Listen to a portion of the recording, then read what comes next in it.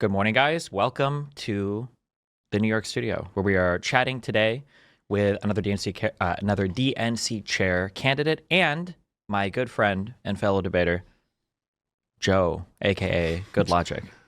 What's up? I'm fine, Joe Nierman. Great to see you. We've talked in the past, but this is our first face to face. Indeed, yeah. In the flesh. Over Trump stuff or some kind of legal stuff. I think it was one of those Trump trials that we debated. I think it was the Florida case that we debated about. Gotcha. So we were chatting a little bit off stream. I guess. Do you want to? I think a lot of my audience knows who you are, but you want to introduce yourself. I guess. What do you do on YouTube? How do people? All right. My name is Joe Nierman. My channel is Goodlawgic. Most places that I'm at, you can find me under Goodlawgic, whether YouTube or Rumble. On Twitter, I'm at The Following Pro.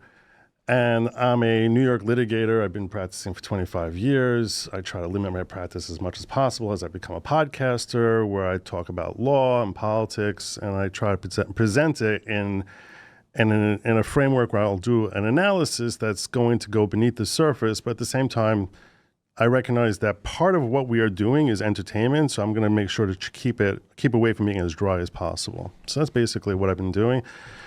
And I stream now 5 to 6 nights a week. So, all right. One of the things you were mentioning before we went live was you have a free speech Supreme Court case that you're trying to do. You said you think I would agree with it. I feel like we looked through this a long time ago on my stream, but I don't remember exactly. What are you trying to bring a case about?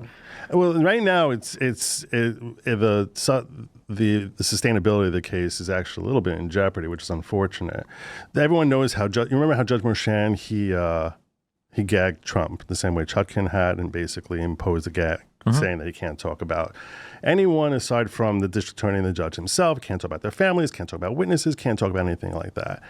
And I looked up the Supreme Court precedent, and what I found was that if the gag is unconstitutional, there's actually a cause of action that a reporter like the media has. New York Times, I don't know if you're old enough to remember that. Remember the Joel Steinberg case? You ever read about the Joel Steinberg case? It was a terrible case that happened back, I think, in the 80s. So you were... Definitely wouldn't have remembered it because I was born in 88, so... Right. Okay, so shortly before you were born, I think, was this Joel Steinberg case, which was a terrible brutality case that happened, I think, here in Brooklyn. And the judge had put a gag on the case. The New York Times said that this is an unconstitutional gag. He was gagging the lawyers, I think, in that particular circumstance. And the New York Times says this is unconstitutional. You have to let us be able to interview us because now it's affecting your restriction on his freedom of speech is affecting our freedom of press. So that case was New York Times versus Rothwax. And the court recognized that the Times and the media have a valid basis when someone is being wrongfully suppressed from speaking, that it affects their rights of freedom of press. So based on that theory, I went to the First Department and I said that the gag order that was placed on Trump was unconstitutional, and accordingly, that was inhibiting my ability as a member of the media. I happen to be a member of the New York media, so that was affecting my rights of freedom of press. And the issue I had, a lot of people when they hear this, especially people from the left, they assume that, oh, he's some crazy Trumpist. He just wants, to help Trump. This had nothing to do with Trump. This is so little and so tangentially related to Trump. It was much more that I feel what happened was that there was politicization that was motivated because of the name Trump to say we're going to start changing Supreme Court precedent and looking at it in a completely new way. And now, because he's so vile, so evil, so dangerous, whatever it is, that we need to shut him up. And we're going to throw out the Constitution in order to shut him up. And we're going to ignore Supreme Court precedent. Because if you... Can I ask real quick on that other case that you mentioned? You said over the Steinberg case, it was New York Times v. Rothwax. Did that, was that adjudicated in the federal Supreme Court? Or did that was in state. That was, okay, so the highest court in New York is the New York State Court of Appeals? Correct. Yeah, okay, gotcha. Okay, gotcha. So under New York law, that I have a right as a member of the media to go bring this action on his behalf. And what I felt was I was frustrated with Trump's own claims. You have to realize that for Trump, his perspective was this is all a political show. They're just coming after me for politics. They want to try to paint me as a criminal. They want me to say all these different convictions. And you see that the left ultimately, when he ended up being found guilty, they kept saying convict, convict, convict, and he was correctly identifying that. So he leaned in from the perspective of this is political persecution, and they're silencing me because they're trying to cut me out of the politics, and it's an unfair suppression. It's a violation of my freedom of speech because I'm a political candidate. And my point was, I don't give a damn if he's a political candidate. He's an American, and we don't have a right to do that to an American, to silence an American, because if you look at Supreme Court precedent, there's what's considered a heavy presumption of unconstitutionality of any gag order. And if we start chipping away at that, in that case, they're going to, anytime someone is accused of a crime, they're going to say, he's a threat. We have to silence him. If they brought up some ridiculous tax charge on you, whatever charge on you or on me, my channel is considerably smaller than yours, or someone even smaller than me, they can say that because he's speaking, he's riling people up against the district attorney's office, and accordingly, he's a threat, and we have to strip away his silence, his freedom of speech, simply because of the fact that he was accused of a crime, and we're afraid that if he takes to social media, he's going to go out there, he's going to start saying certain things, that we're going to get all these harassing phone calls, and we're going to get, you're going to tell people calling in here. That's not the balancing test that the Supreme Court set up for when you're allowed to inhibit someone's free speech. And I don't want to get too heady with the lawyer talk, but the reliance that they said in Supreme Court cases where they allowed to have a gag in the past, you go back to the 70s and the 80s, there's Shepard v. Maxwell, there's Nebraska Press Association versus Stewart, and they set up a balancing test, and they said sometimes the media is so badly hurting someone else's right to a fair trial and basically trampling all over their ability to have constitutional right of a fair trial. Sometimes in those circumstances, you need to dial back freedom of speech. And then you have to make sure that it's as limited as possible. And invariably they would say, this is not a good enough case. This is not a good enough case. And you have to verify that for certain it's this exhibition of First Amendment rights that's stealing and trampling the constitutional rights. And then you have to say that the remedy is as limited as possible. There's no other possible remedy which would help protect this person's constitutional right to a fair trial. That's the balancing test they talked about. Are you understanding me? Because I know I get very lawyerly, and I don't mean to be. You're a very smart guy. I know that, but I want to make sure I'm being clear here so far. So they talk about balancing test, and every time they talk about this balancing test of constitutional rights, where it's your First Amendment rights are trampling this guy's Sixth Amendment rights or 14th Amendment rights, his right to a fair trial. So you have this competing balance there, and they said, well, okay, if you're really crushing him, you want to hear a crazy case? Yeah. For a quick tangent, go for it. I got a lot of questions about this one, but if you want to do another one. Yeah, it's on this. It's on this. The Shepard v. Maxwell case, okay, is back in the 60s before I was born. Mm-hmm. This guy was accused of murder, okay? And I think murdering his own family. Everyone in the media thought he did it. All the papers going out there saying they do it. Picture in the 60s, a courthouse, everyone's smoking in the lobbies, wearing their hats, and the media with their press badge and the flash cameras. And they come to this trial, and the media is everywhere. I mean, everywhere, in the jury well. During deliberations, they're hanging out with the jurors, and they're like, you're going to find him guilty, obviously. I mean, this guy totally did it.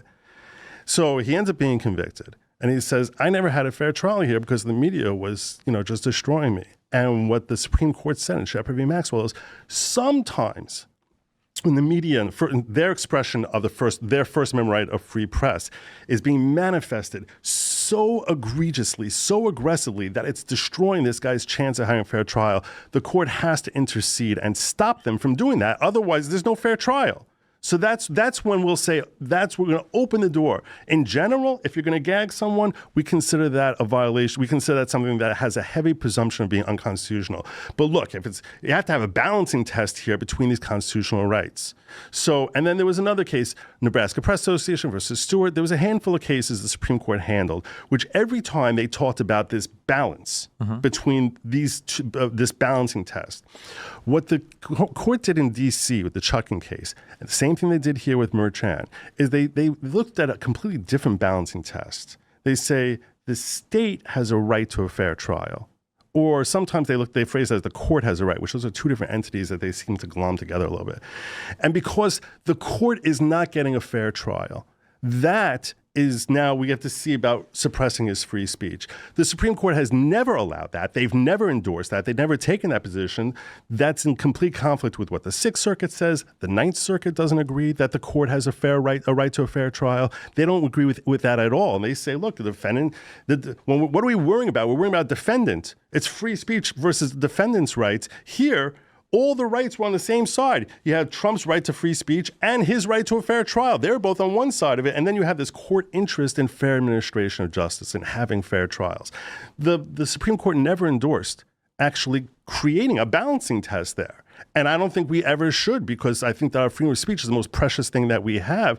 And I don't want to see that eroded. I don't want to see that you get arrested and that anyone gets arrested. I don't care if they're left, the right, Donald Trump. It can be, Mussolini. I don't care who it is. I don't want them being suppressed out of some fear that now the state is not going to have a fair trial. The Sixth Circuit, the way they worded it was this. They said, your right to a fair trial is a constitutional right that serves only the people, and the government must be the people's servant, not their master. And if they can't handle a tilt in the balance because a particular defendant has too much power, they basically can eat it. It's hard luck on them. The burden is on the state, and I don't want to see this change. We see in Texas there's a whistleblower who they're looking to gag. That's in the middle of going through the whole process of being gagged. This guy has 20,000 followers, and he only has 20,000 followers because he became a whistleblower. He's relatively in the social media landscape. He's a nobody, and the state has said, "Oh, he's too much of a threat. Sure. We have to silence him." Do you think that that's a healthy perspective for our court to take? That hey, if someone's going to tweet out things that the government doesn't like, that means that we need to silence them. Absolutely, yes. Absolutely. Yeah. Why would you say that? So I think the first thing we have to consider is there are definitely times where even our fundamental rights could be taken from us. We can say whether we're talking about the state coming after them, right? When you try to figure out what form of review you should engage in, right? Rational basis, intermediate scrutiny, strict scrutiny. There are times where even under strict scrutiny, a fundamental right could be implicated that the state will survive a Supreme Court analysis from, where they Correct. can deprive us of a given right. There are times when even political speech can be implicated. The Supreme Court has developed balancing tests for that, like in Brandenburg v. Ohio, to figure out if you're directly inciting somebody to violence, where speech can be violent. Right. And then we have criminal statutes related to conspiracy to commit crimes, which those conspiracies could involve no crime in and of itself, but rather the fact that you've made a plan to do a crime and then you've taken one step towards it, even if those two things on their own aren't illegal, both of them together with the speech element included can be a crime, right? Mm-hmm. And I think these are pretty easy things where we all agree that like these are things that are probably good to limit our speech in some way on these things, right? But I do agree that it should be like very narrowly and specifically tailored, right? If somebody says, I hate my teacher, I just want to blow this place up, that's not enough, right? You need two people, you need a step taken towards an we need more, that's important. I agree. I think that one thing that I guess conceptually I would want to kind of push on a little bit is you say the state and then you say the defendant. I would argue to some extent that the state is also kind of a little bit the embodiment of the people as well, right? That when you're talking about especially criminal law, the public has an interest in seeing crime prosecuted, right? That's why they're criminal laws. That's why we have police officers. We've all decided there are certain things in society we shouldn't do in a criminal aspect, right? I'm letting you finish your point before I respond to that. So I think that I do agree that also as a society, we've decided that there is a burden on the state to prove crimes to a very, very, very high standard, that they have a very stringent set of rules that they're required to follow in how they gather that evidence and how they present it to the court. And every step is very important here. But I think that narrowly tailored gag orders around defendants that might be using extrajudicial processes to try to influence the outcome of that case. So, for instance, I think when it came to Trump, it was attacking the family member of the judge. Judge Merchan's daughter, Laura Merchan. Yeah. Or implicating like members of the jury. I don't know if Trump was doing that, but implications of like members of the jury or whatever. These are things where I don't see these serving a really good, if any, free speech purpose at all. But I do see how they could heavily intervene in that process of the adjudication of the trial itself. And much the same that somebody might say, well, gagging this person is hurting our freedom of speech because now it's been politicized. I think on the opposite end, you could say, well, this person is so popular and they have so much power with their speech that now they can politically survive any case because they can just make the appropriate threats or the appropriate statements to have a favorable outcome every time. And I think that is equally as concerning, I think, to an ordinary citizen. I think that's a dangerously foolish perspective to look at the state as another entity, just like a person. To look what? You're looking at the state. You premised all of this as looking at the state as a litigant or a party here. And you didn't look at the unique position of the state. And you said because they're elected officials and they're representative body of the people, in that case, we can view them as if they are the people, by that logic, you don't need to have a Bill of Rights. By that logic, you don't have to worry about anything as far as the state running amok, as far as the state being in danger, which is something that historically, when you look back to our founding fathers and to the thousands of years of historical precedent before that, you can say the state is notorious for trampling people. And you're saying, well, the state is now the representative body of the people, therefore they're not a threat. They have a unique position because they are the only ones who are authorized and licensed to carry guns, to press charges, throw people in jail. They have a unique position that is not remotely akin to you or me or any other assembly of people that are put together. Sure, but we've given them that power because we feel like there are some things in society that are so bad, that are so egregious that we want a third party. 100%. Yeah, I 100% agree with that. Mm-hmm. But that's why we have certain checks as to what powers and abilities they have, and say we are going to look at them as a completely different entity. So when you're trying to frame them as if, well, they're just the will of the people being asserted, that's not a fair way of looking at them. I'm not just trying to frame them that way, but that is what they are to some extent. Yeah. I mean, the laws are things that our representatives pass. Yes. And then the police are enforcing these laws, hopefully in ways. DA is often elected or appointed position by the mayor. Your attorney general for the state is an elected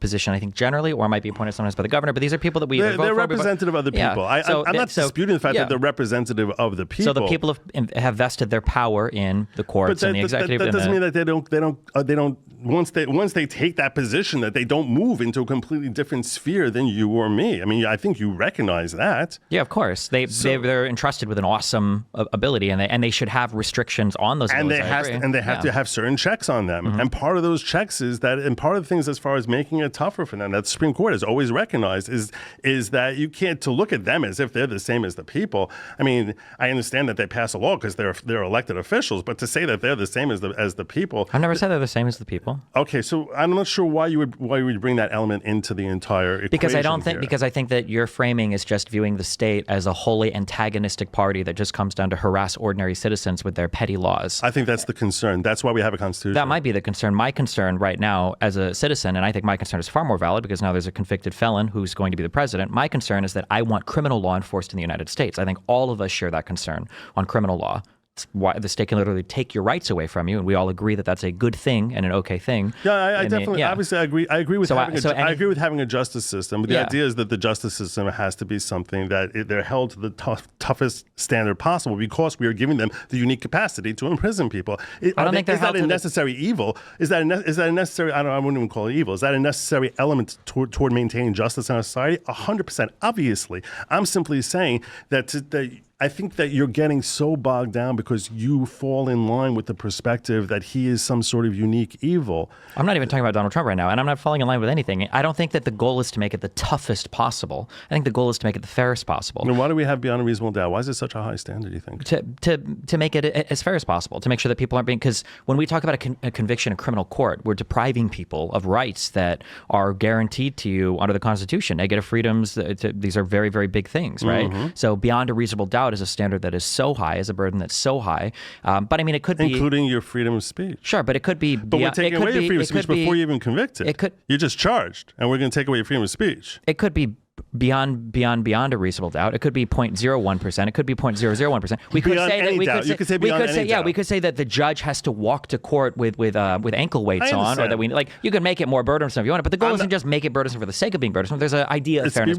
It's to be reasonably burdensome. Sure, yeah. But over here, so now you're saying as soon as a person is charged, that it's a good idea for us to silence him. And I want to just I want to get into your brain as to why that would be a good thing. Well, do you think it would be, let's say, hypothetically, you have a person who gets charged with a crime.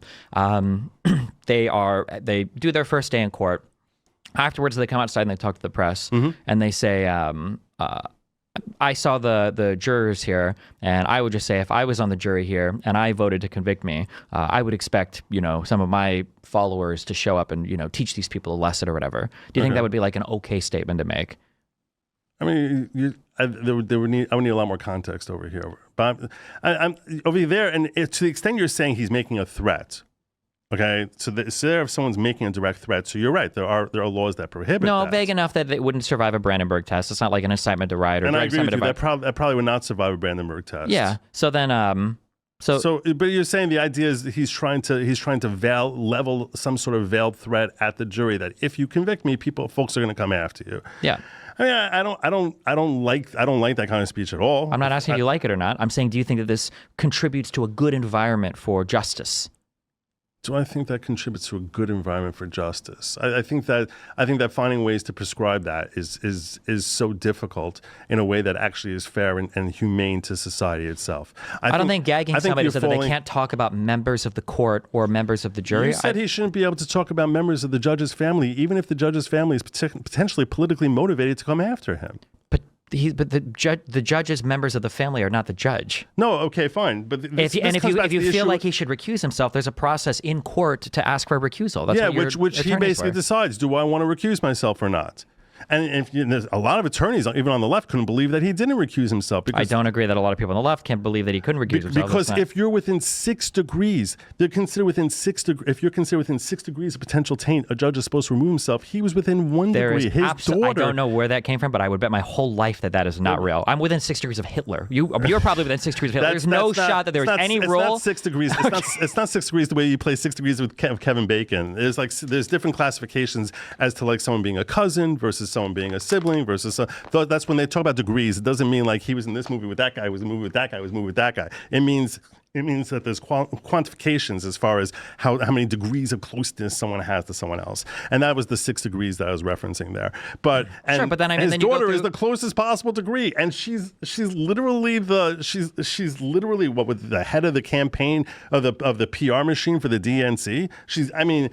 You want to tell me that for him to come out there and speculate and say, hey, perhaps Judge Merchan is not the best person to be handling this case when his daughter is the one who's the chair of the DNC? Do you think that helped justice? Do you think that actually helped the left? You don't think that hurt the left, that people saw that this judge is gagging Trump, that this judge has a daughter who's making millions of dollars, her company is making countless millions of dollars every year for the DNC, and that's the person whose father is presiding over a criminal justice case for him and ultimately convicting him? You think that helped the left rather than hurting them? So first of all, it doesn't matter who it would have been. The response would have been exactly the same from the right.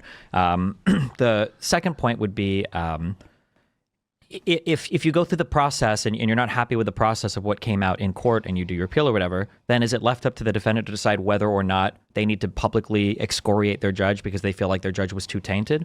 What if Smith would have said, Jack Smith, what if he would have said, I don't think that the Judge Eileen Cannon should be allowed to preside over Trump's case because he appointed her? Okay, he could say that. And then if she doesn't recuse, does he go to the media and start attacking her and attacking her family? He can say that, but that's never been considered a basis for recusal. When you have financial interest or someone within 1 degree of you has financial interest, in that case, that is a basis for recusal. That's different from saying this person was appointed. So there's another case where a person had a daughter who was in a political camp that was different than the defendant, and that judge has recused themselves. There's a direct legal precedent or a direct precedent for a judge recusing themselves. You're asking me whether he legally had to recuse himself. I'm telling you right now, he did not legally have to recuse himself. I'm simply saying, I'm very happy that this thing went the way it did. Because I'm going to tell you right now, you elected Trump.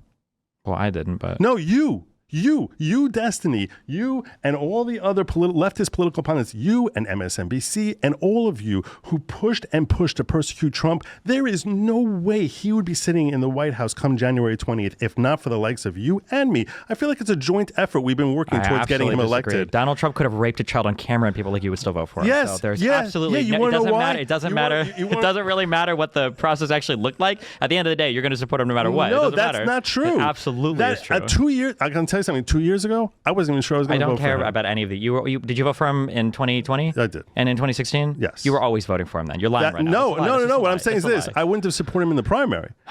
And because I'll tell you something. It doesn't matter. If you're always voting for Donald Trump. But he ended up. Why did he dominate the primaries without even attending a single debate? Because conservatives are the ultimate cry bullies, the ultimate victims at all points in time, while also having all of the power at all points in time. It's just how conservatives function. Okay. That's why a conservative will cry about the fact that the case in New York wasn't fair, even though he was convicted by a jury, and they'll say that the case going on in Florida, the federal case, is absolutely fair, even though Eileen Cannon kicked that case down the road for absolutely no reason, and Judge Thomas was giving constitutionally. No. And, constitutionally, he was not. Jack Smith was not appointed and had no basis in law to actually be prosecuting that case. I disagree with that, and I have a feeling the Supreme Court's not going to touch that one either. But the Supreme Court's probably not going to touch my case either. The Supreme Court is not a right entity. They're not a left entity. They're a three-pronged entity. Okay, and it's not Judge Eileen Cannon's role as a judge to determine whether or not she feels like Jack Smith was constitutionally appointed or not. Of course, because if he can't bring the case, in that case, it's like you bringing the case. What do you mean? If he's not the appropriate person, he's not the representative of the body. It's not on her to determine if he's the appropriate person or not. That's not her job. Of course it is. That wasn't the case before her. That's not what she was asked to decide on. Of course, she has to decide whether or not this case can continue because the person who's coming here. If I walk in there, I say this is the United States versus Destiny. Do you think that a judge should listen to me? They say you're nobody. Get out of here. The federal government says she is somebody. She's an appointed special counsel by the Department of Justice. The federal government doesn't have determination under law as to whether or not he's somebody. In order for it to happen, there's actually legal process that has to go forward, including this recommendation from the president. There has to be confirmation from the Senate. For one reason or another, they chose some guy who never went through that process in any stage in his life. For one reason or another, because the Department of Justice historically has been able to appoint a special counsel. The Attorney General has had the ability to do that. So on the one hand, the Attorney General here, Merrick Garland, who's one of the most corrupt individuals we've ever seen in such a high role. But for the exact opposite reason, because he should have gone after Trump at day one. But go ahead. Going after him for what? For what on day one? For the January 6th case, should have been rolling way sooner. And the documents case of Mar-a-Lago, although to be fair, I don't know what. Incitement? Do you think he committed incitement? Absolutely, 100%. Yeah. Under Brandenburg? I mean, you've read Brandenburg. Under Brandenburg. I think it would have worked in the broader context of that J6 case. For just an incitement charge, maybe not, although I'm not sure. No, because I think that I think there's a reason that every attorney from the left has never even thought of bringing an incitement case against him because he was clearly within the rights of what he's allowed to say under Brandenburg. Possible. I don't think it's clear anything, and I think that the reason not to bring that case is because the Supreme Court's not going to touch it anyway because they're cowards and they'll only touch cases that could be incredibly favorable to Trump, and they won't touch anything under major questions or political questions or whatever other bullshit they want to make up that would hurt Trump. So they ignored Texas versus Pennsylvania back in 2020. Well, I don't think they ignored it. They refused to hear it, right? So that's ignoring it to stand. That's ignoring it. They said, they allowed it. They allowed Pennsylvania's decision to stand, right? They denied hearing the case, so it's dead, right? All right. So I think there's so much you and I we're living in completely different planets here. Sure. And I want to try and just sort of come to I don't know. This is the whole Venus Mars thing, and I want to sort of try to get both of us into Earth here. All right. Okay. So let's slow down. When we talk about the Supreme Court, you think that it's a 6-3 Supreme Court? Do I think it's a 6-3 Supreme Court? Yeah. I like Amy. Oh, okay. All right. I think that if do you think that the Republicans robbed the Democrats of a Supreme Court pick? Yeah, I think that was good. I think that was good political machination. Okay, we're probably never going to agree on anything then, but go ahead. No, I'm saying I guarantee you that if it was the opposite, that you would be furious, screaming about. You wouldn't just be furious; you'd be saying it was unconstitutional, that it broke the decorum and the rules of government, that it destroyed the. Is it unconstitutional that the Senate never held a hearing? No, but you would be talking about how impeachment. You would be. Why didn't we ever get that? He's impeached by the House. Why didn't we ever get the Mayorkas impeachment hearing from the Senate? Because the Senate does whatever the hell the Senate. Wait, why didn't we get the impeachment for what? Wasn't Mayorkas, from what I recall, 7 months ago, he was impeached by the House, and still we're waiting for the Senate trial. I don't even know what that's about. Yeah, because the Senate does whatever the hell the Senate wants to do. That's what the Senate does. So Mitch McConnell did whatever the hell he wanted to do, and we see that Kamala Harris and Chuck Schumer, they do whatever the hell they want to do. That's the way the Senate has always run. That's not how it runs. They have plenty of rules. They've got constitutional orders. They've got responsibilities. They have ordinary rules. And they're a body which basically decides how they're a self-governing body for the most part. For there's very little they're obligated to do, even with respect to the impeachment itself, right? You remember both impeachment proceedings that they have with Trump, right? For impeachment 1 with Ukraine, with the whole phone call with Zelensky, impeachment 2 with the incitement, the evidence they brought in there. I mean, it was a joke. It was a joke. I was sitting there like, this is a joke. But then I realized this is the Senate. The Senate is allowed to bring in whatever evidence they want. You know that every single court that adjudicated on the insurrection thing agreed that it was an insurrection, right? They agreed in the Senate that it was an insurrection. They agreed in the Colorado Supreme Court that it was an insurrection. Then when the Supreme Court turned down and the Senate, they agreed it was an insurrection. Yes. So over 50 members voted that it would have been, and the people that voted not to impeach Trump only did it on procedural grounds because they said that once he was out of office, he could no longer be impeached, but they agreed it was an insurrection. That's like saying Hillary won the election in 2016 because there's a majority there which voted for Hillary. It's just not reality. Because no, if I were to say it is true that Hillary Clinton won the popular vote in 2016, then that would be true. But she didn't win the election because so when a Senate recognizes that you need to get 2/3 of their body to convict, and some people go along with it and others don't, and they recognize that we're not giving you the 2/3, is that ultimately saying that this was a conviction of insurrection? No, I didn't say it was a conviction of insurrection. I just said that the majority of the Senate agreed that it was. I'm just saying that in every court where they've adjudicated on that question, they've all agreed that, so the Senate is not a court. So the Senate, first and foremost, is not a court. And secondly, they came to a determination ultimately based on their own yardsticks that he did not commit an insurrection. That's not true. If a defendant, wait, you recognize what you just said was not true. The only reason why Donald Trump was not convicted in the Senate is because they felt like once he was out of office, it was outside of the scope of their abilities to impeach him. Do you recognize that or did not recognize that? That's what they claim. That's what Mitch McConnell says. You believe what Mitch McConnell says? All of a sudden, is there anything else Mitch McConnell ever said in his life that you believed? That this is a thing he said that you believed? I don't think Mitch McConnell generally lies. What do you mean? I think Cocaine Mitch, I think that he will say whatever is most politically expedient in the moment. At least that's before he lost his marbles, which frankly probably happened. Probably happened on January 6th when he was on the floor urging Trump to call off his lunatics that were outside trying to break into whatever feds were, the 27 feds who were there. You mean the people who were federal informants at one point in time, right? Yeah, okay. All right. You know that report totally destroyed your entire conspiracy on your side about there being federal agents on the ground, right? Do you acknowledge there were 0 federal agents on the ground? I don't know. That's what the feds are saying right now. But my wait. So you acknowledge that report? You acknowledge there's 0 evidence that there were any federal agents on the ground whatsoever? My president. Wait. Do you acknowledge there was zero? There's President 0 evidence. Biden told me that I can't trust his DOJ. I can't. But that's good because you don't trust President Biden. So you acknowledge that there's been no report, no evidence. There's 0 federal agents on the ground, right? Are we trying to get somewhere? Or are you just trying to? You score just points? brought up out of nowhere. Are we trying to score points? You just tried to score points by saying 27 agents on the ground or whatever. They weren't. They were federal informants, which could be anybody, right? I didn't say 27. I don't think I said 27. I don't think I used terms 27 agents, but if I did, I misspoke. You're right. There are 27 informants. Okay. But that's a difference without a very discernible distinction. You don't think there's a difference between a confidential informant and an agent?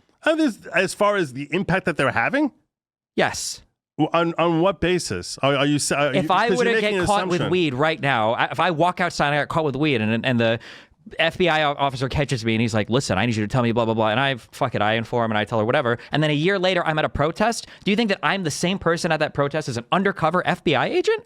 Because I would be considered an informant at that point, right? Right. So you want to basically say, since they had formerly worked, you're assuming that they have no ties to them whatsoever anymore. I didn't say you're assuming they did have ties. My understanding is that report You're right, and we don't know, and we're not going to know because this is the least transparent, most obfuscating DOJ and FBI imaginable. That's not even remotely true. You should be excited for Kash Patel to be coming in. You should be excited that Kash Patel is going to come here and he's going to expose everything. It's going to be a big, beautiful spotlight that's going to come down, a ray of sunshine that's going to enlighten all of us. This is unbelievable to me. You should be so excited. It's unbelievable to me. Why did you pay so much lip service to the thing that is the grossest to me that I hate that I've read anything about anything now at this point is how much people like you are so willing to throw like our entire system, the entire Constitution, every part of what makes this country work under the bus for political points. How could you support a guy, Kash Patel? You're talking about how important it is to believe in the Constitution, freedom of speech. This guy literally has a book calling Donald Trump the king, and this guy has a list of political enemies that he wants to go under. Kash Patel, who's going to be our FBI director, and he's got people that he says he wants to go after legally. Before I thought you guys were so mad about Alvin Bragg and so mad about Letitia James or whatever that these people are calling investigations before they even get into office. But you're excited for Kash Patel to come in? That's insane to me. I need to ask you a question on this. Yeah. What does omni-liberal mean? because this is the least liberal position that you take that I can possibly imagine. Okay. I'm sitting here. You're just to be clear, you're non-responsive to every single thing I just said, and now we can make random vague appeals to the Bill of Rights or whatever other bullshit we always do. We have nothing to say. I'm not being non-responsive at all. I want to be very responsive. I am taking the populist position, and you were taking the establishment position. You're taking an authoritarian position, and I'm taking a constitutional position. Yes, just to be clear, you're an authoritarian. God. Yes. How, in what way am I being an authoritarian? Because you're celebrating a kingmaker. What do you mean? Of course you trust the government. You just said that you're celebrating Cash Patel coming in. I'm hopeful. When you say government, I'm hopeful. Just to be clear, so people what understand. What do we have today? When you say government, you mean the left. You don't trust the left. When Donald Trump is in there, you trust. Name one thing that Donald Trump did or said that you didn't trust. I didn't trust a lot of his decisions in COVID.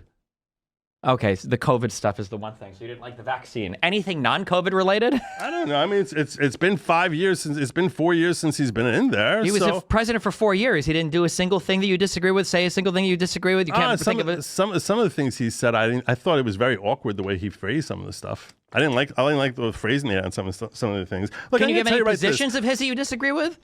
Most of his positions, I think he spent too much money. I think the two critiques that I think are valid of Trump, the most two valid critiques of Trump, and this is the interesting time that we're coming to right now, which is, amongst MAGA, which I definitely identify as being MAGA. In MAGA, there is a split, which most of your audience probably is unaware of, which is that split is, do we trust Trump blindly or do we not, or do we question policy? To be clear, that split doesn't exist. You're wrong. Everybody trusts Trump. Quite the contrary. Then you haven't been reading my tweets, and I understand I'm not the same size that your channel is, but I'm saying right now, I've been critical.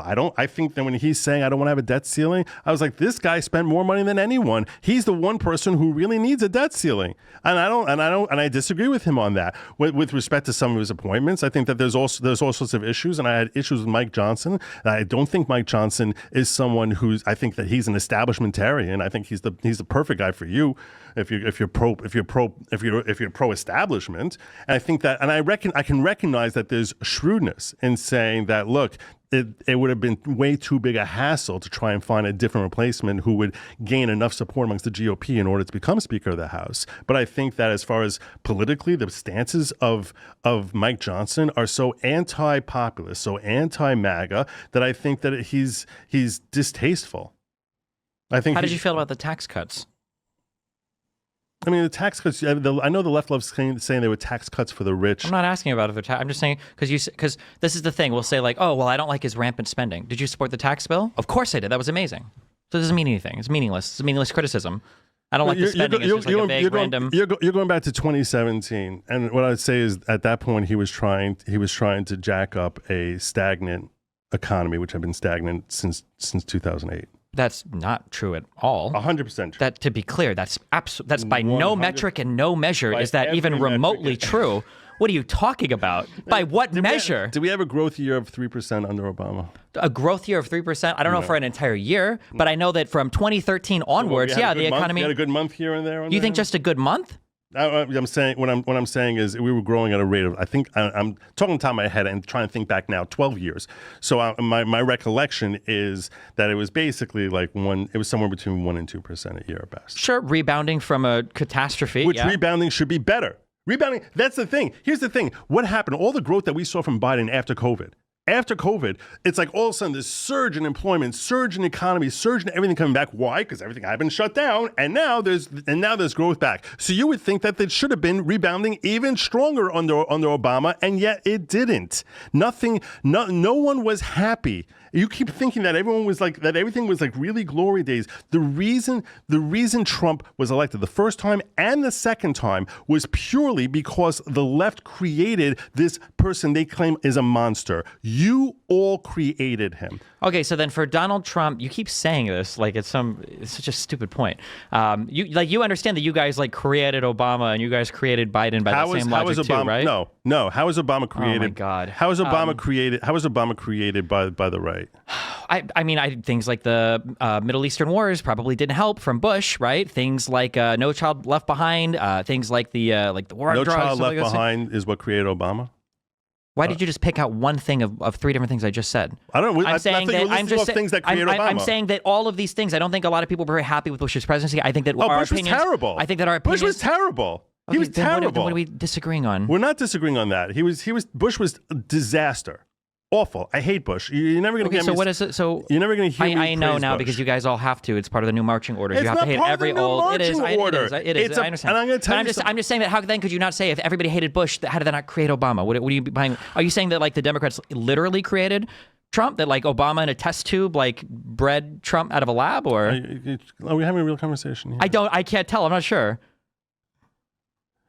Obama changed the culture of this country in ways that we are still reeling from, and I pray one day we find a way out of. But I don't know how that's going to happen. And the way they changed the nature of this country is that Obama introduced a concept that if you disagree with me, it's because of who you are and the fact that you are genuinely an evil person. Prior to Obama, the perspective of most people in political discourse was, you love America, I love America. We have different visions as to what is healthy for America.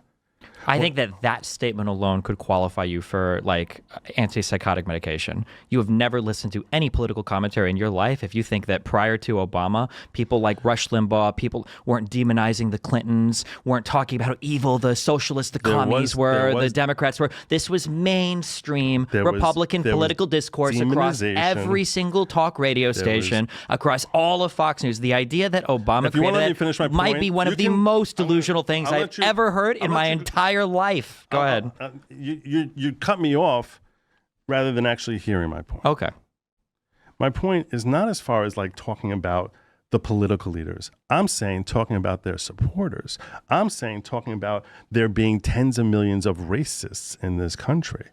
That is a new position for a political leader to take that Obama introduced. And he did it in a very insidious way. He would never say they're racist. He would say, well, some folks aren't comfortable with people who are coming across the border or whose skin is a little darker than theirs. You don't think politicians are making accusations of racism during like the civil rights era or? So now we're going back to the 60s. You're saying that's okay because well, you said the first time in U.S. history. The first time in my recollection. Okay, gotcha. The first time in my recollection, we didn't hear the demonization. We didn't see the demonization. You never heard once Trump demonize tens of millions of people who vote against him the way we heard Biden echo when he gave that red hatred speech about how ultra MAGA is the biggest threat facing our country. You understand that when Biden made that speech, that Biden literally said he wasn't talking about even a majority of Republicans, I understand right? that. Number one. And you understand that Donald Trump has made disparaging... You know that Donald Trump is literally the guy, and I'm sure that you giggle along every time, who gives like political nicknames to his opponents, right? Those are individuals. Yeah, and you don't think that they represent the people that he'll make a joke about Rosie O'Donnell, make a joke about Nancy Pelosi, he'll make a joke about Chuck Schumer, but that's not making a joke. And he'll make comments about immigrants coming into the country, about wanting to ban Muslims coming into the country, about how he'll make comments about Venezuelans taking over apartments and Haitians eating cats and dogs. So you think that when he said the Mexicans, they're rapists, you think he was saying that all Mexicans are rapists? Is that how you interpreted that? So are you arguing I only did English in high school, but when you say some of them are good people, the implication is most of them are bad people. Yes. Oh my God. Correct. That's why you're having a huge split. A big argument right now, at least online for MAGA, is whether or not Indians smell too gross to come into this country and should have H-1B visas, or whether we should keep them out. I don't think you even believe what you're saying. Okay. because the whole they're rapist things, he says they're sending their worst. He's saying they're crooks, they're criminals, they're rapists. And he pauses, they're rapists. And everyone's like, oh, wow. He's saying they are rapists instead of they're rapists. Do you think Biden was talking about all MAGA Republicans? No, all MAGA? He called them ultra MAGA. I don't know what the hell ultra MAGA is. What do you think he meant by that? I definitely felt he meant me. Okay. I felt he meant me, that I am a That's threat great. to this We're not talking country. about you. Do you think he meant most of MAGA? I think he meant every person who listens to me. Do you think he meant most of MAGA? I think he meant most people who. Do you think he meant most of MAGA? I think he meant people who distrust the government. Okay. Do you see how convenient it is that we have to actually invent new language to describe what Trump actually meant, but for Biden we have to ignore what he actually said and then like invent like whole new meaning there. You mean like peacefully and patriotically that you invented that was a way of saying attack and that's the insurrection? Hold on. That was an hour-long speech. That was he called to fight like 10 times in this speech. Yeah, Why would I take the one time where he says, I know you'll be marching down to the Capitol, where they all happen to march down to the Capitol and then engage in a riot? Was that a coincidence? And you can find every political leader on the left and the right saying fight, fight, fight, fight, fight. You can find video montages of them saying fight and fight. He said, we're going to fight for our rights. That's not saying go in there and blow up a building or kill people. Give me one other time where they have called for a massive amount of people to go to an area knowing that there was going to be no, not peacefully and patriotically. He said peacefully and patriotically. Oh, so what? All of them misheard the message? No, what I'm saying is No. How did a riot happen if that's what he said? Did they all of them too stupid to understand English and they just happened to engage in a riot? Explain how that happened. First and foremost, you're not going to explain it. You're just going to keep dancing around it. No, I think some of them got violent and that they shouldn't have gotten violent. Does that mean that he's telling them to get violent? So it was a coincidence. No, it's not a coincidence. So what happened? So he sent them down there, and the people that he riled up and sent down there, they got violent. Why? What does that even mean? I don't understand the words. Now the English language fails you to describe the most obvious thing in the world. What is when he says go down peacefully and patriotically? He didn't say go down peacefully and patriotically. You're inventing words. He said, I know you'll be going down there soon and peacefully and patriotically making your voices heard. So what part did I make up then? He didn't say go peacefully and patriotically. He didn't say that. He never ordered anybody to be peaceful. He said so, and you talk about how he said fight 10 times. And he said one of those times is he said, you got to fight like hell or you're going to lose your country. Yeah, you got to fight like hell or you're going to lose your country, which is the exact same language that we've heard from Hillary Rodham Clinton. We've heard that from Schumer. We've heard that from Obama. We've heard that from every so then can I find their people Biden marching down to a federal building to stop an election? Why is it that when he says fight like hell, because of this context, all of a sudden he's starting insurrection? Because after he said it for the first time in U.S. history, we had to delay the certification of our vote because he was trying to overturn the outcome of the election. And there's no other example of that happening. When he's trying to ensure, I'll tell you right now, the reason MAGA is there. The reason MAGA is there is because he called them there because he lied to them for over a year that the election was false. For over a year. He was saying the election happened 2 months earlier. Yeah, and 12 months before that, he was saying mail-in ballots are going to be rigged. Oh, that was the same thing that Jerry Nadler had said and that Chuck Schumer had said, and everyone had said that mail-in ballots were the most distrustable The difference is that when Democrats Democrats made that contention, they were doing it to state bodies that then ensured the integrity of their machines. One of the big criticisms prior to this that gets cited a lot is Democrats saying, we're not sure if we trust the way that these machines work, so all of them were disconnected from the internet for the elections. They weren't able to be accessed online. They were saying things. There was not a single thing that Donald Trump ever said to make mail-in ballots more secure. What do you mean? What does that Just mean? what I said. What part of what I just said did you not understand? Donald Trump didn't say a single way to improve the mail-in ballot system. He said we need to ban all of it. What words could any human have said that would have made that mail-in ballots more secure? I don't know. We could change the authentication process on how we send. Was there an authentication process? Because it seemed like there wasn't. Notice how you just pivoted because you were so fucking wrong with what you just said? No, nothing. Donald Trump didn't spend a single ounce of effort. You know why he did that? Because he knew that Democrats would take it more seriously to all the COVID restrictions and to mail-in. Really? Why are you looking at me like you don't understand? He said multiple times, show up and vote on that day. Go down on that day and vote. We know the Dems are going to use mail-in ballots, and we know all the mail-in ballots are going to be rigged. And in every single case where they tried to present evidence, most of it bullshit, that it was rigged, it all failed. Really? Yes, really. Most of the cases every case that they brought in that showed BS, first of all, that's not true. As more and more time is going on, we're actually finding more evidence. That is absolutely not true. That is 100%. Second statement to qualify you for antipsychotics. You're delusional. That is not true. Really? We have never found evidence of widespread voter fraud or anything enough to be outcome determinative. You just changed outcome determinative. All of a sudden, we're just introducing, widespread, outcome determinative. Because that's the only voter fraud that matters. Not my grandma might have written her name wrong, or some guy voted in favor of his dad who didn't know he got the ballot. What about the authentication process, which all of a sudden, authentication processes traditionally had always knocked out roughly 7% of all ballots, and in 2020 knocked out less than 1%. How is that possible? Tell me how that's logically possible. Sure, hold on. There wait, was no authentication process. Can your mind explore for one moment why that might be the case? Because they decided we're not going to have an authentication process. Oh, then how were 1% rejected? I said less than 1%. How were any rejected? There was no process. No, because what you just said was ridiculous. That's right. What you just said was ridiculous. It was ridiculous. Why? You think every ballot place did the exact same thing? No, I didn't say every ballot place did the exact same thing. So then less than 1% means that a handful of places were doing it, but by and large there was. So some were. What are you even saying? I'm saying that 6.5%. I'm saying roughly 6% of things that should have been knocked out were never knocked out. That would have been knocked out in any other election. That's not how numbers or stats work, right? What? Traditionally, mail-in ballots were used for some exceptional circumstances. Yes. You either can't get to a polling place, you request a ballot, you're military overseas or whatever, right? on a case where you have the mail-in ballot rate maybe going up 100 times, Yes. why would you expect the error rate to stay the exact same when your cohort is changing dramatically in character? I would expect it to go up dramatically because these are people doing. You don't understand anything. logic. You just don't understand. Logic. No. Just use logic. It's not. No. You're not using logic. You don't understand stats or numbers. Joe, You're not using logic. Well, relax for a second. Think for a second.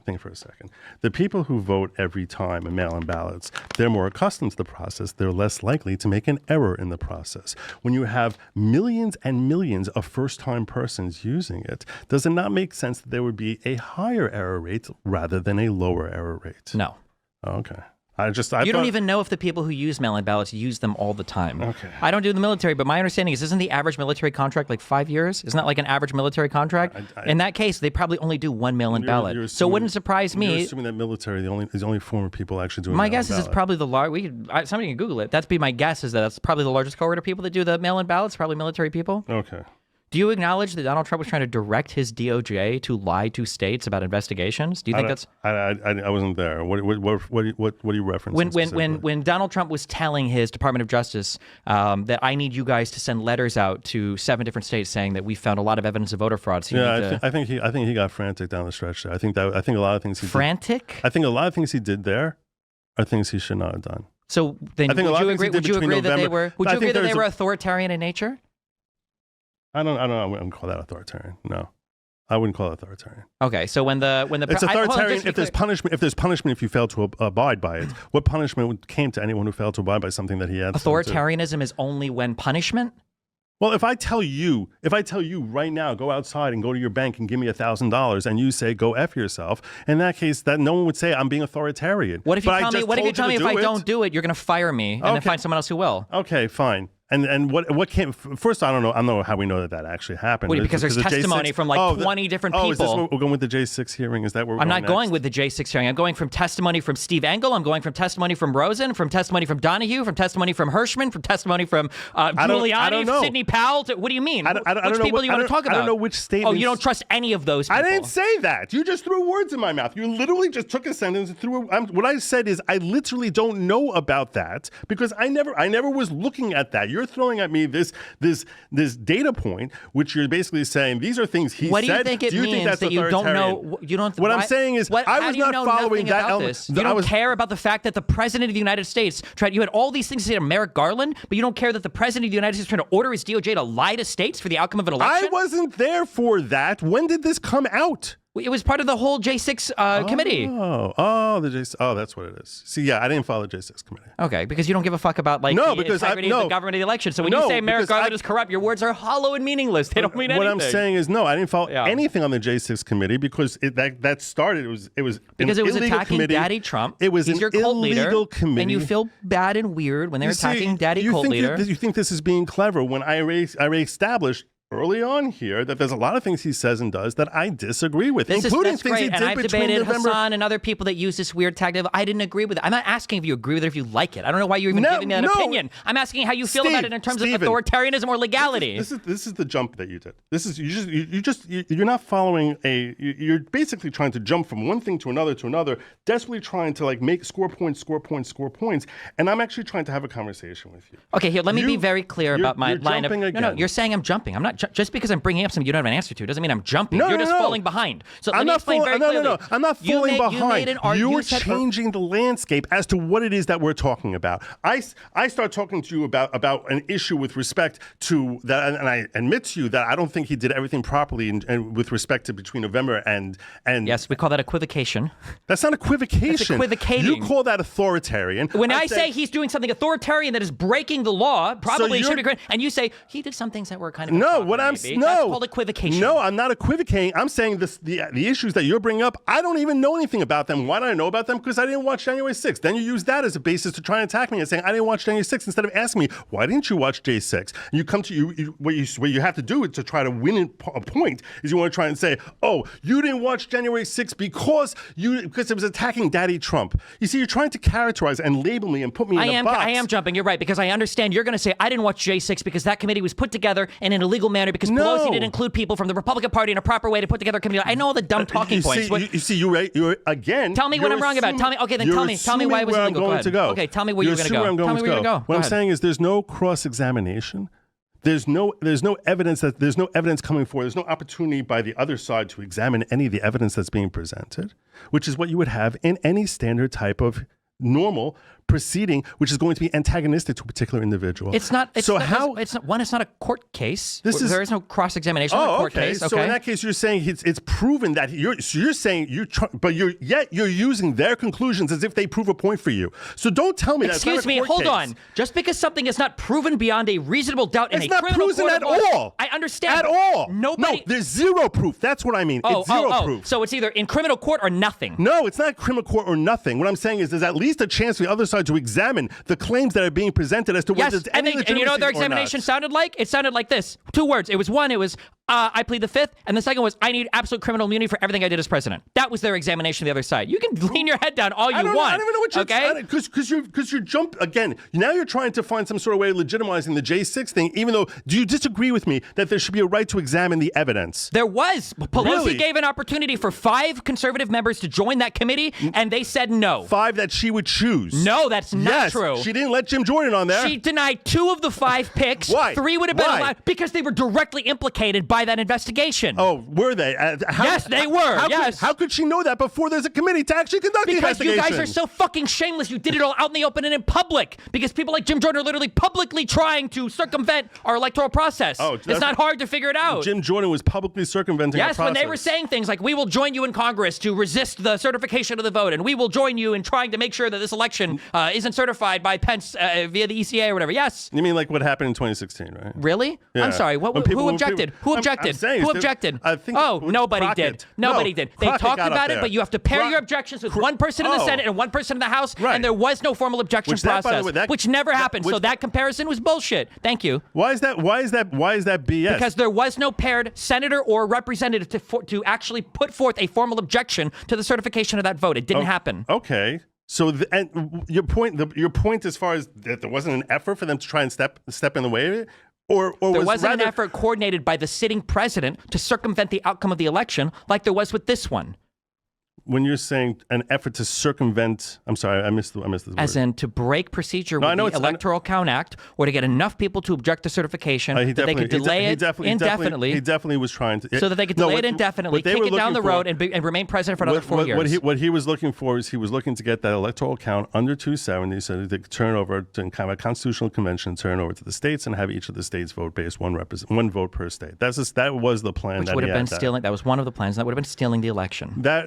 That's your position. I think that it's an interesting legal position. It's not an interesting legal position that we will never ever know the answer to, and we never would have known it anyway.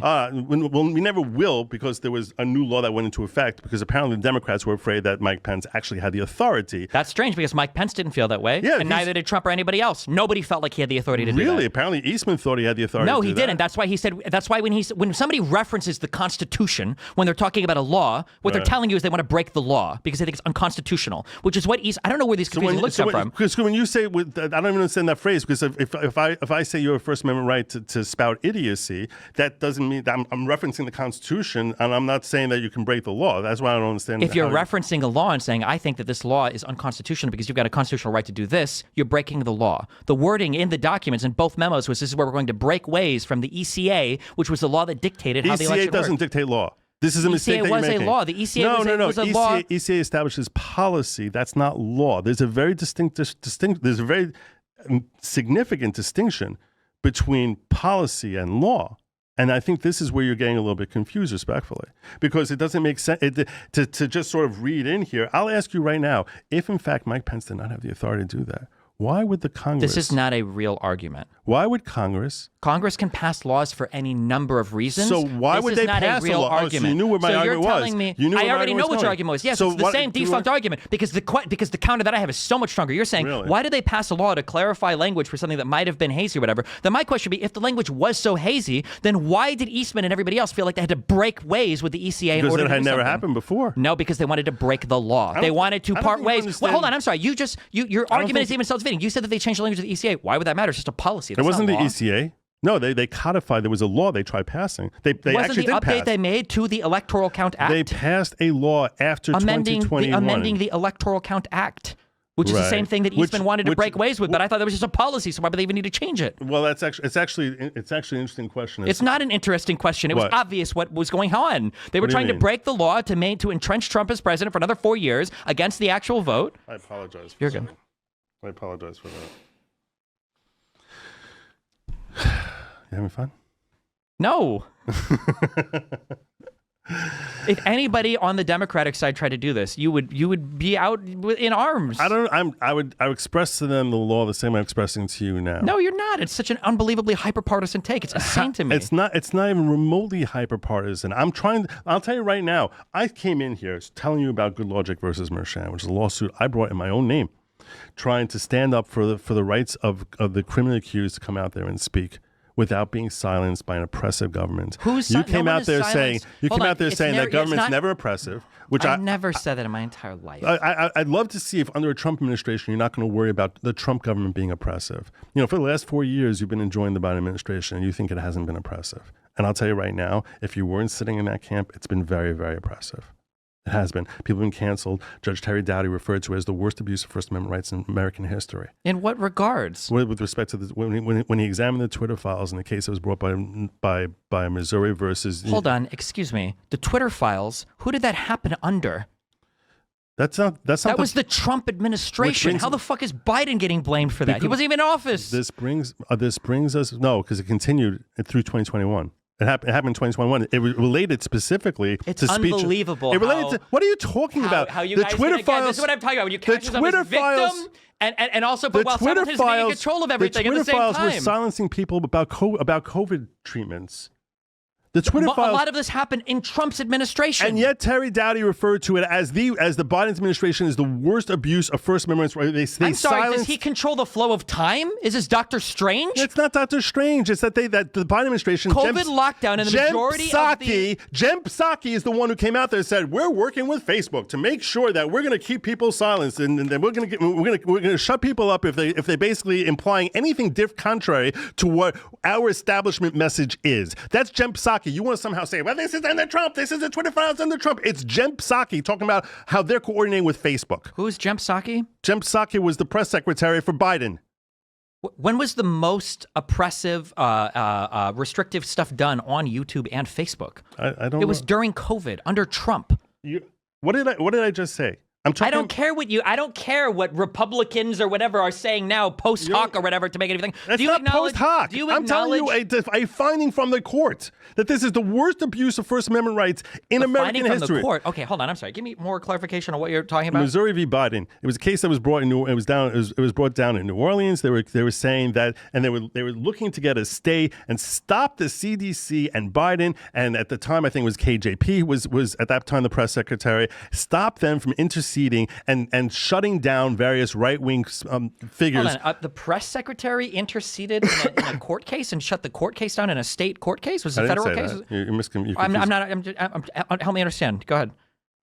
In Missouri v. Biden, Attorney General Andrew Bailey headed up based on findings from the Twitter files, he headed up a case against Biden and the U.S. government and CISA and various agencies. And there was like 50 different individuals, and including KJP and Biden, and to try and stop them from coordinating with various social media platforms to shut down right-wing conservative people who were expressing opinions that the government did not like. Okay. They looked to get a stay. In order to get a stay, you have to show the judge that you have a likelihood of success on the merits. So the judge has to, at this stage, a cursory review of what evidence you have to show that you're likely to win. A stay, I think, also requires you to show that there's going to be some irreparable harm suffered if you don't get the stay as well, right? Yeah. That's correct, yes. So, but one of them is that you have a likelihood of success. On the merits, yeah. And Judge Terry Dowdy, who heard that case, said that he viewed this as likely the worst abuse of First Amendment rights in American history. And he made that comment based on a pretrial appeal, a motion for a stay? Which has a lot more evidence given contrary to that position. In other words, the defendants had... Just to be clear, I'm so sorry. So the J6 committee, which had hundreds or thousands of individuals involved, which involved hundreds or thousands of hours of testimony given under oath. All of that doesn't matter. But a pretrial motion, I'm so sorry, real quick, what is the standard of evidence for a pretrial motion? I don't know, I'm an idiot. The standard is likely success on the merits. What do you mean? No. What is the standard of evidence for me to put in like a complaint? If I'm filing a lawsuit against somebody, what's the standard of evidence for that complaint? The standard. There's none. Zero. No, there's no standard. So why would I care what a judge would say based on, you're saying on the merits? No, there's no evidentiary hearings. There's no, what do we? Stephen, just because you understand a little about the state doesn't mean that you understand what you just said. Okay, then explain to me, because I'm not understanding. Okay, go ahead. Because it sounds to me like you're saying that a guy submitted a lawsuit and then the judge looked at the complaint itself and he was like, well, should I allow the stay or not? Well, sure, even though none of this has been evaluated. Or what did you say, cross-examined by the other side? Yes, correct. Cross-examination. This is subjected to cross-examination because the others, that's the difference. That's why this has a lot more credibility. Because when you bring a complaint, if I bring a complaint against you, I can write whatever the hell I want to write. There's no proof. I could be making up everything I'm writing there. If I want to get the court to act and do something, and I want to get a stay, I need to establish 3 prongs, one of which is I need to convince the court that I'm likely to succeed in the merits. I show them my evidence, and I show you my evidence. You have an opportunity to see what I am showing the judge. You have an opportunity to refute it. So what was the outcome of this court case? The outcome of this application was Judge Terry Dowdy wrote a 118-page stay or issuance of a stay, and what he said was that this is the worst abuse of First Amendment rights in American history that was being conducted by the Biden administration. The stay was to stop them from interceding and from communicating with Facebook and various social media platforms to tell them, hey, because what they found in the Twitter files is there's a hotline that they would have. They would call up and they'd say, Joe 81706 is spreading. You need to silence this post that he said or shut down his account. So the Twitter files didn't find that at any place. I'm telling you right now. This is what I read the Twitter files, so yeah, they didn't say that in any case. I read the Twitter files also. What I'm saying is that there was far too much interaction between the government and these social media platforms, which Jen Psaki proudly touted that we're working together with Facebook, which is something that should terrify you if you actually think about it for a moment. No, if you think about it for more than 2 seconds, it makes sense why this type of coordination would take place. Why? Why? Because intelligence agencies might have access to some information that. Yeah, so if there's some sort of avalanche that's coming, if there's some sort of tidal wave, typhoon, I want them to be able to express themselves through Facebook and have Facebook send out notices. I 100% agree with you on that. It makes sense. If there are foreign actors that are trying to compromise social media platforms and an intelligence agency has access to that information, you don't think they should make that information available to any of the social media platforms? When you say foreign actors who are doing what? Well, I couldn't hear you. Who are trying to, I don't know, impersonate American citizens on social media accounts? Impersonate American citizens? No. I don't. If they were trying to commit a crime, like let's say you said. Wait, so if our intelligence agencies know that there's 1 million Chinese foreign people, that's not their business. What do you mean that's not their business? That's not what they should be doing. Okay. I don't want to go down here because I'm going to kill myself if I have this argument. No. You think that's what the government should be doing? What was the outcome of that court case? The outcome was that he issued a 100-page stay. It ended up being overturned later on. Okay. It was overturned, but not on the basis of lack of not refuting his finding of fact, but as far as which parties it could be enacted against. So who was this? In other words, at its highest level, court case was this a state case or was this a federal case? It was a federal case. Okay. And then it was overturned. It went to the circuit court, I think, as I recall, and I'm thinking off the top of my head because I'm going back a year. Okay. And a lot's happened over the last year, but as I recall. I don't remember if it might have even gone to SCOTUS, and they ultimately, the ultimate termination with respect to this, the case is still going on, but with respect to the stay itself, I think that there was an issue as to which parties. Okay, because earlier when you said that there were like 50 named people, I know that you guys like to just like throw a million random things in every lawsuit because like apparently the more the merrier. So that's not surprising. That's what lawyers do. That's what lawyers are always going to. You shoot respectfully, I disagree. Seeing as a lot of these people are now being disbarred for their behavior, I think that they engaged in exceptionally bad. But you're just going to say it's all political in nature. No, that's another way of chilling speech. Of course, yes. It's not. Oh, it's not chilling speech. So if I actually, I think any lawyer should be able to file and allege anything in any lawsuit ever, regardless of it. I think that's a really good use of the system, and it's definitely not wasting anybody's time or misleading the public in any way. I think it's a really good use of our freedom of speech. You really trust our system so much. It's not about trusting our systems. It's about people like you who want to abuse and use the system under the guise of free speech. We're just looking for uncover, to lie and mislead I'm looking people. forward It's to insane. seeing you talk about how much you trust the system under President Trump. I'm looking Probably forward to significantly less, given that he's legitimately trying to undermine the system. Because Donald Trump is doing all the things that you're accusing what has he Biden done? of doing. What is he- I what is already he told you doing? one thing is trying to give direction to the DOJ in order to lie to states about election outcomes. That's insane to me. You think that's 2020? We're looking to. Well, let's look ahead to 2024. People like Kash Patel, I think, are frightening to me because he's coming into office with a list of enemies and he wants to investigate political opponents. I think that. You think that wasn't what happened with Trump? You think he wasn't being investigated by Alvin Bragg? You think Fannie Willis, some DA in Georgia coming after him? I'm sorry. Are You we think that talking about wasn't the federal government and Biden, or are we talking about New York State? I'm asking you. Think that Well, the whole Jack Smith me thing earlier is? of jumping and jumping and jumping. I'm saying, yeah. okay. You think that wasn't happening with Jack Smith saying we're going to prosecute Trump for taking documents, but we're not going to prosecute Biden for that? We went through the whole document. I don't want to have the whole Biden because you're completely and totally thing. wrong about it. Yeah, I understand. That's no. fine. That's good. It's nice to be able to synopsize with just like, this is my position on it and you suck, and you do it very effectively, but I don't think it actually we can read all the stuff. The difference between the Biden case was somebody finding a document in a garage and notifying, I don't know if it's the documents department, it's not FARA, fuck me, the Housing for All the Documents. I don't know if it was Presidential Records Act. Sure, no, there's a name for a department that has all this shit. But it was them notifying the federal officials versus Donald Trump obstructing over and over and over again to maintain control of his documents for as long as possible, and being on record saying multiple times, like, I should have declassified these things, but I didn't. And you won't believe who had this battle plan for fucking Iran. Yeah, I agree with you. We wasted enough time on that. Okay, yeah. We wasted enough time on that. Because I think that's kind of whatever. I mean, that's such an evidentiary thing. It's ridiculous. It's evidentiary as to like. Well, don't worry. At least now we don't ever have to get to the evidentiary part because it's all been anyway. So because Jack Smith never got confirmed. No, because Donald Trump is in office now, and you apparently can't prosecute a sitting president, and it would never happen under Trump anyway. He's shown us that. But I was asking you a different question. I was asking you jumped back to 2020. Different question. What was The question I was asking you is, what are your concerns about Trump going into a second term? In terms of like my freedom of speech, or just of the government in general, or what? Are there specific concerns that you think that certain people are going to be punished, or certain people are going to be subjected to all sorts of unconscionable type of activities? I think the biggest concern, I think that when Donald Trump came in for his first term, I don't think he had any idea how the government worked or what anything was. And so when he wanted to do things That's probably true. Prosecute or persecute.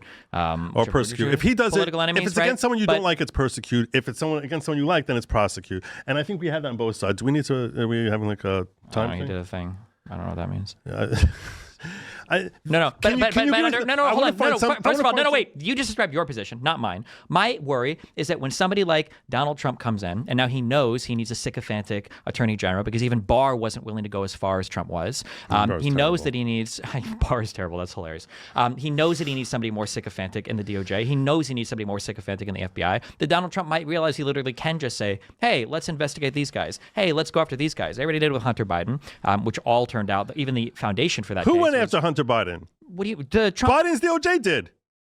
Yes, but under when did that start? Oh, okay. See, this is, you play into the exact same thing you criticize the right of doing. What do you? No. When was the start of the Hunter Biden stuff? I don't know. It wasn't early enough because they all of a sudden had a statute of limitations issue.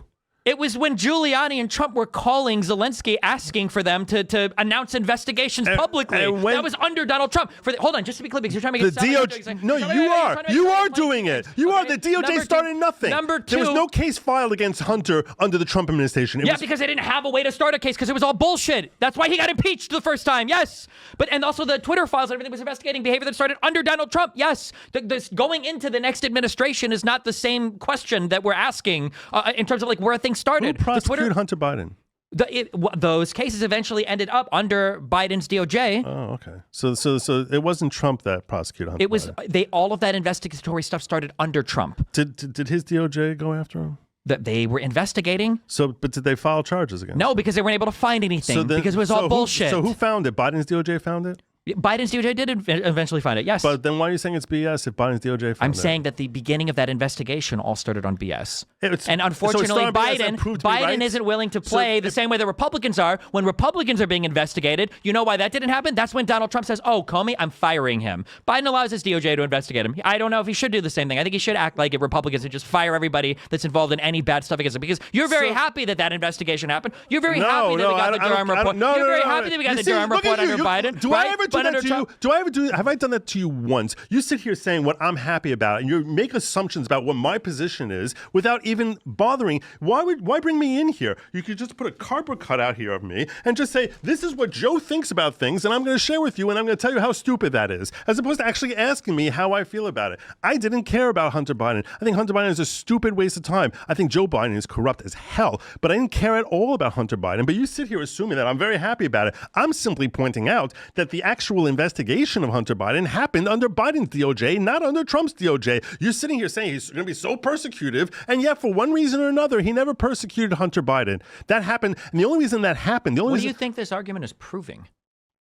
My issue wasn't who's investigated by which DOJ. My issue is what are the means by which these investigations are starting? What is the purpose by which these investigations are starting? Why does that matter?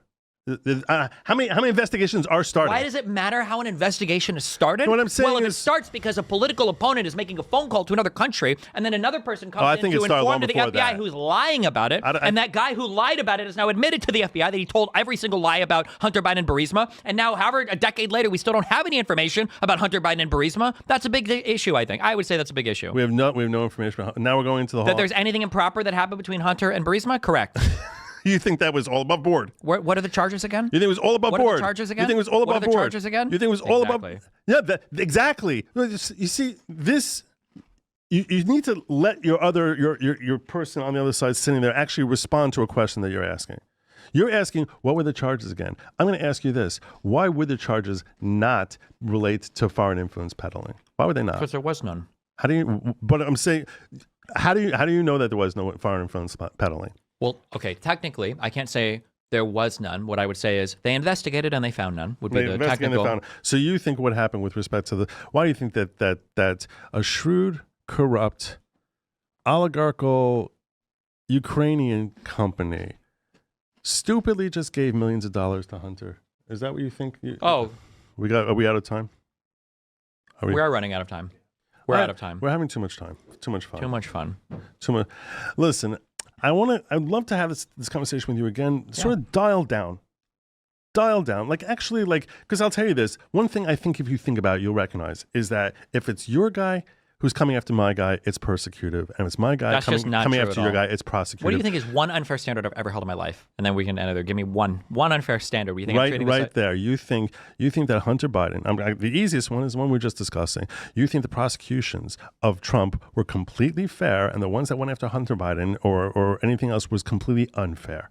Because if it's your guy who they're chasing after, it's persecution. And when it's the other guy they're going after, it's prosecution. Gotcha. But the only difference between those two positions, I think they're unfair. And my evidence for that is that, one, Donald Trump was impeached for starting one of those, and two, because there's a 47-minute phone call with Giuliani making a phone call saying, can you guys announce an investigation into my rival's son without any evidence? Okay. That's my evidence. So I'm sorry that the factual reality is impeachment ultimately is that's a political decision. True.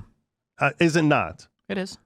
I'm saying you can get if you wanted to, you can get any majority. Okay, we got to get out of here. We do have to get out of here. But I appreciate the conversation. I really enjoyed the conversation. Thanks for fighting with me. Yeah, take care. Yeah, have a good one. Or wait, you can shout out your channel where people can find you live real quick. Sorry, I'm kicking you out real quick. Sorry, real quick. I had a great time. Thank you so much. Goodlawgic on goodlawgic.locals.com. You can find me on YouTube. You can find me on Rumble. You can find me pretty much anywhere on X @TheFollowingPro. You're awesome. Was a great time talking with you. Gotcha. Thanks a lot. Have a good one.